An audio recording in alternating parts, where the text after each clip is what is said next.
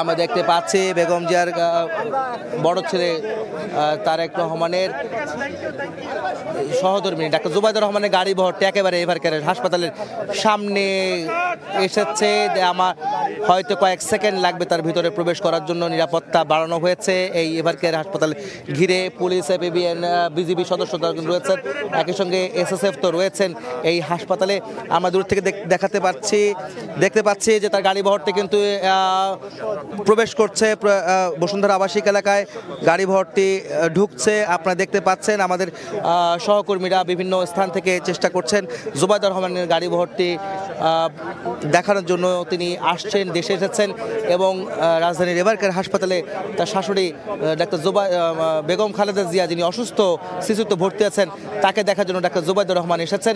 এই মাত্র এভারকেয়ার হাসপাতালে তিনি প্রবেশ করলেন। তার গাড়ি বহরটি আমরা দেখতে পেলাম, তাকে বহনকারী টয়োটা ক্রাউন, যেই ব্লু কালারের যে গাড়িটি রয়েছে সেই গাড়িতে করে তিনি প্রবেশ করেছেন, আপনারা দেখতে পাচ্ছেন।